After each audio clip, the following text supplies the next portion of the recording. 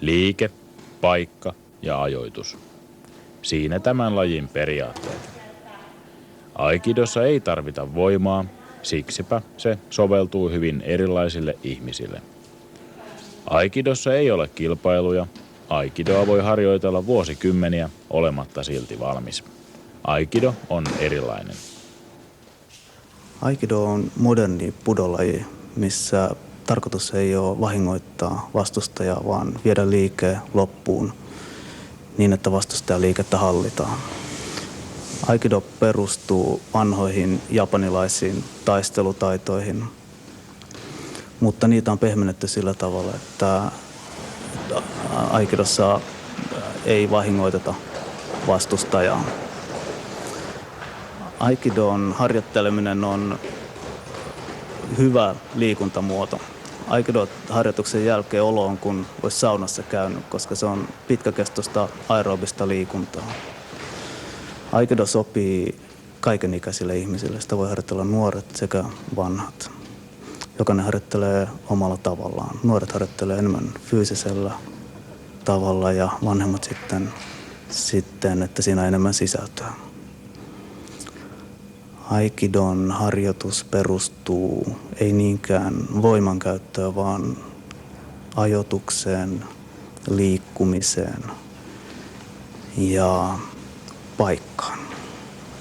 Aikidon harjoitteleminen on helppoa, koska ihmiset, jotka harjoittelee aikidoa, harjoittelee sitä paljon.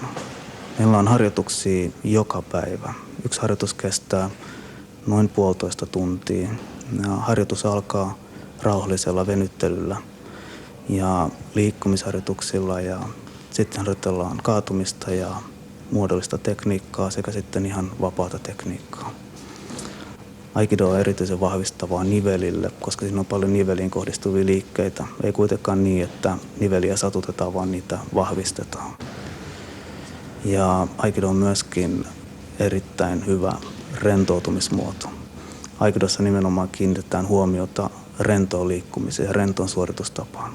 Ei niinkään siihen, että niitä liikkeitä pyritään tekemään voimalla. Joten raskaan työpäivän jälkeen aikido on erittäin hyvä nollausmuoto.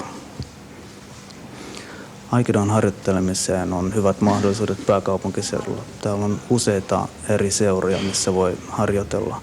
Niissä järjestetään alkeiskursseja vähintään 2 kertaa vuodessa. Meidokan on yksi suurimmista aikidoseuroista Suomessa ja Meidokanissa järjestetään kursseja 2 kertaa vuodessa.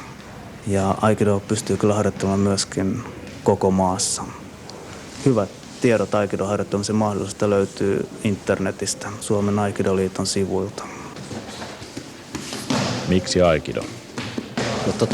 Joskus nuorena miehenä halusin ruveta harrastaa jotain pudolajia ja mä mietin aika pitkään judon, karate ja aikidon välillä ja sitten se aikido vaikutti kaikkein eksottisimmalta, koska siitä ei silloin tiedetty oikeastaan paljon mitään. Se oli joskus 80-luvun alkua, kun mä aloitin treenaa.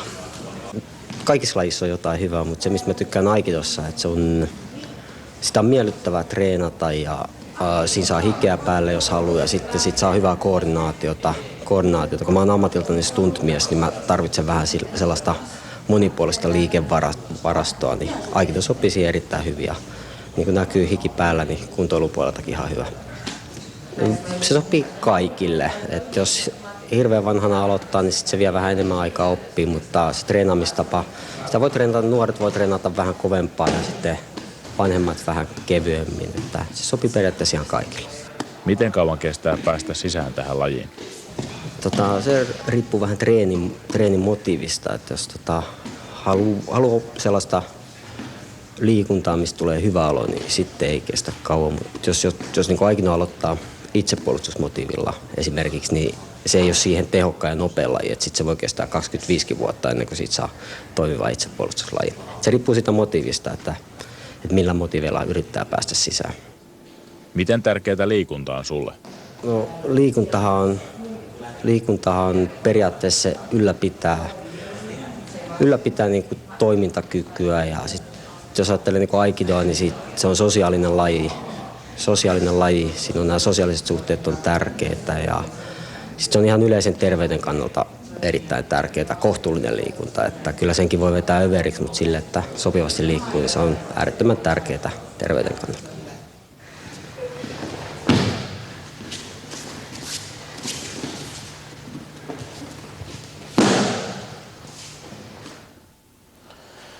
Ja näin taas mainoskatko koputtelee studion oven takana, joten siirrymme sivuun hetkeksi, mutta kohta jälleen menossa mukana.